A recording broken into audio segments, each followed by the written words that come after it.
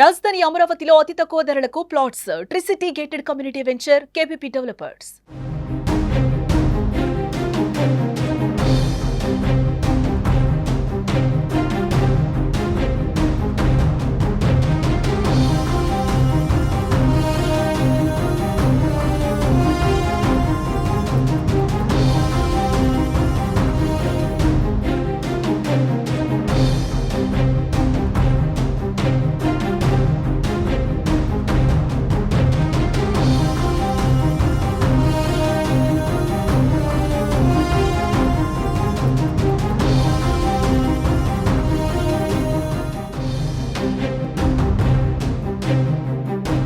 తమిళనాడులో ఘోరం జరిగింది.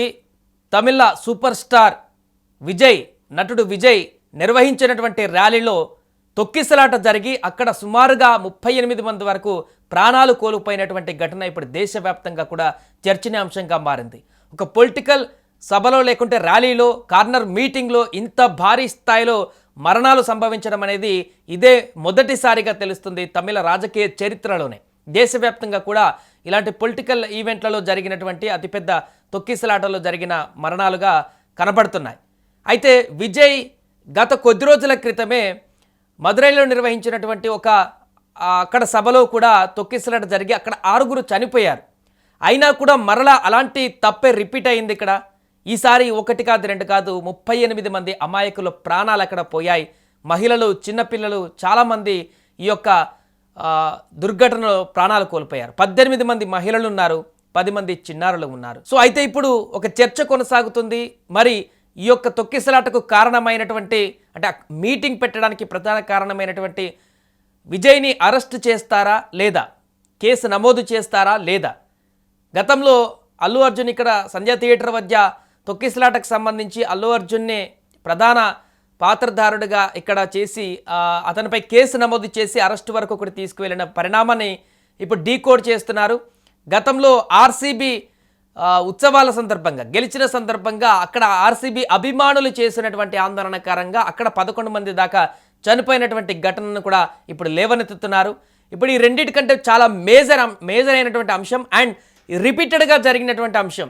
ఒకసారి ఆల్రెడీ కొద్ది రోజుల క్రితమే జరిగింది విజయ్ సభలోనే తొక్కిసలాట, అక్కడ 6 చనిపోయారు. అయినా మరలా విజయ్ సభలోనే ఇలాంటి తొక్కిసలాట జరిగి ఇంతమంది చనిపోయారంటే దానికి కారణం ఎవరు అనే దానిపైన ఇప్పుడు ఇన్వెస్టిగేషన్ చేస్తున్నటువంటి పరిస్థితి. ఇంకా ఇప్పుడు చాలామంది సీరియస్గా ఉన్నారు. 50 మంది వరకు కూడా తీవ్ర హాస్పిటల్లో సివియర్ సిచ్యువేషన్లో ఉన్నట్టుగా కనపడుతుంది. వారందరినీ కూడా ట్రీట్మెంట్ చేస్తున్నారు. ఈ ఘటనకు సంబంధించి ముఖ్యమంత్రి స్టాలిన్ కూడా స్పందించడం జరిగింది. విచారణ కొనసాగించడం కోసం జ్యుడిషియల్ కస్టడీని కూడా ఏర్పాటు చేస్తున్నామంటూ కూడా ఆయన వెల్లడించడం జరిగింది.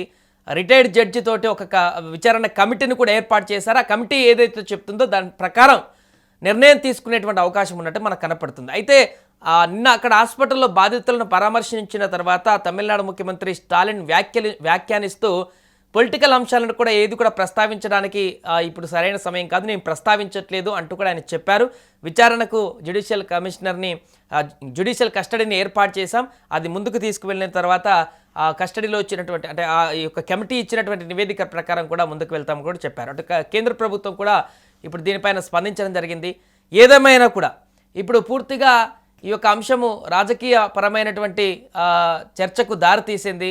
అభిమానులు ఊహించినటువంటి రీతిలో అక్కడ భారీ సంఖ్యలో తరలి వచ్చారు. విజయ్ వేదికపై ప్రసంగిస్తున్నటువంటి సమయంలోనే జనాన్ని నియంత్రించడం పోలీసులకు పెను కష్టంగా మారింది. విపరీతమైనటువంటి జనం, తీవ్రమైన ఉక్కపోత కారణంగా చాలామంది ఊపిరాడక సొమ్మసిల్లి పడిపోయారు. పరిస్థితిని గమనించినటువంటి విజయ్ తన ప్రసంగాన్ని ఆపేసి కొందరికి స్వయంగా మంచినీళ్ళ బాటిలను కూడా అందించే ప్రయత్నం చేశారు. కానీ అప్పటికే పూర్తిగా కంట్రోల్ తప్పిపోయింది.